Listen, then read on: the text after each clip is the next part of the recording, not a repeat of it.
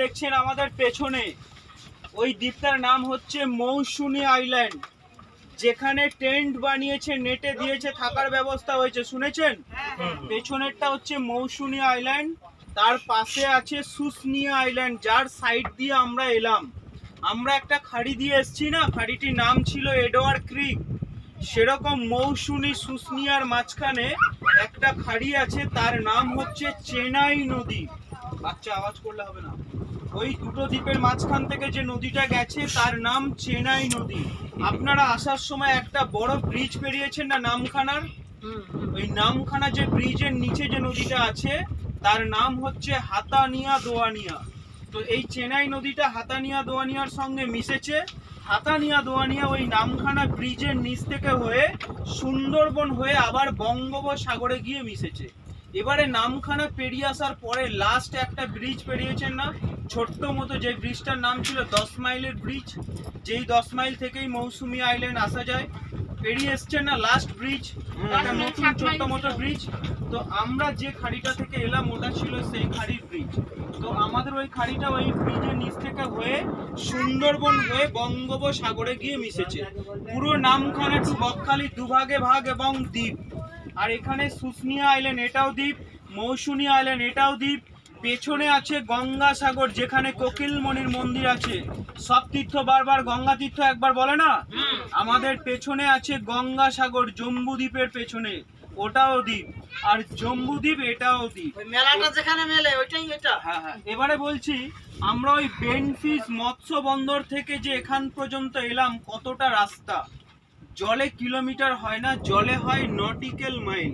আমাদের 16 nautical mile up and down রাস্তা।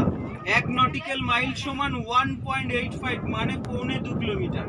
1 nautical mile সমান 1.25 কিলোমিটার।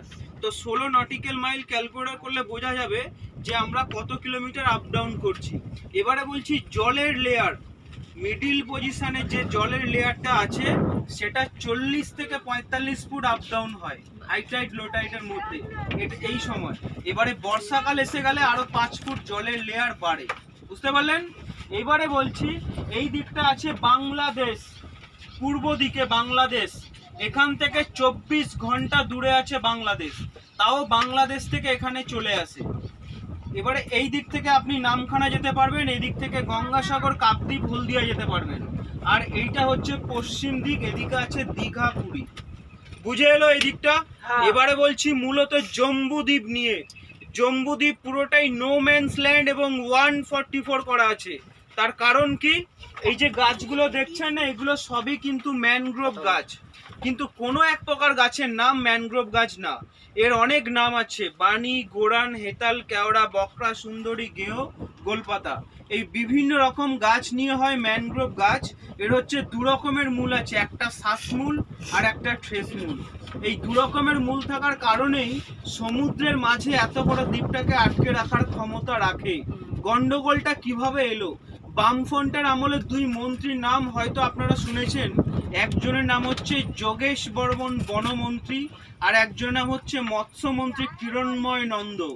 2 মন্ত্রী লাগিয়েছে দ্বন্দ্ব, তার জন্য হয়েছে নাবা ওঠা বন্ধ। সেটা কিরকম? মৎস্যমন্ত্রী আন্ডারে ছিল এখানে 20,000 শুটকি শোকানোর জন্য মৎস্যজীবী জেলেরা ছিল, আর 120টা আদিবাসী ওটা মৎস্যমন্ত্রী আন্ডারে ছিল। আর বনমন্ত্রী আন্ডারে ছিল এই দ্বীপের দায়িত্ব, ম্যানগ্রোভ গাছ বাঁচানোর দায়িত্ব। মৎস্যমন্ত্রীর লোক কি করত, প্রত্যেক বছর শুটকি শুকানোর জন্য এরকম একটা ফাঁকা সি বিচ তৈরি করতো ম্যানগ্রোভ গাছ কেটে। এটাই তো বঙ্গোপসাগর, বঙ্গোপসাগরে তো সাইক্লোন সৃষ্টি হয়, তারপরে সে নির্ধারণ করে কোন দিকে যাবে।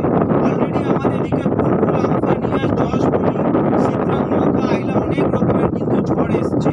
তো 20 বছর ধরে শুটকি শুকানোর জন্য ম্যানগ্রোভ গাছ কাটার ফলে জিওলজিক্যাল সার্ভে অনুযায়ী দ্বীপের আয়তন ছিল 19,000 হেক্টর জায়গা। 1 হেক্টর সমান 7.5 বিঘে জায়গা, মানে নামখানা টু বকখালির থেকেও বড় দ্বীপ ছিল। এই 20 বছর ধরে ম্যানগ্রোভ গাছ কাটার জন্য, শুটকি শোকানোর জন্য বঙ্গোপসাগরে সাইক্লোন আসার কারণে এই দ্বীপের আয়তন 70% কমে যায়। যখনই দ্বীপের আয়তন এতটা কমে যায় তখন বনমন্ত্রী মাথা ঘুরে যায় যে এই দ্বীপের দায়িত্ব আমার কাছেই ছিল, এই দ্বীপ যদি সমুদ্রের তলায় চলে যায় তাহলে আমার জেল জরিমানা দুটোই হবে। বনমন্ত্রীর কাছে এই দ্বীপের দায়িত্ব ছিল, এই দ্বীপে যদি ম্যানগ্রোভ গাছ কাটতে কাটতে এই দ্বীপটা যদি সমুদ্রের তলায় চলে যায় তাহলে আমার জেল জরিমানা দুটোই হতে পারে। মৎস্যমন্ত্রীকে বলছে, আপোষে মীমাংসা করতে চেয়েছিল যে দাদা আপনার লোককে বলুন ম্যানগ্রোভ গাছ কাটা বন্ধ করতে, না হলে দ্বীপ বাঁচানো যাবে না। সেই সময় তাবর মন্ত্রী কেউ কারোর কথা শুনে না। তৎকালীন সময়ে কথা না শোনার কারণে বনমন্ত্রী এই ঘটনাটা নিয়ে গিয়ে সরকারকে জানায় যে আপনার মৎস্যমন্ত্রীর লোক ওখানে ম্যানগ্রোভ গাছ কাটছে বলে দ্বীপ এতটা ধ্বংস হয়ে গেছে। কোনো এক কারণে যদি দ্বীপ এই সমুদ্রের তলায় চলেও যায় সরকারের বিশেষ কোনো ক্ষতি হবে না, তার কারণ এখানে কোনো চাষযোগ্য জমি নেই, স্কুল নেই, কলেজ নেই, হসপিটাল নেই, কোনো ইন্ডাস্ট্রি কিছুই নেই। এই দ্বীপটা যদি সমুদ্রে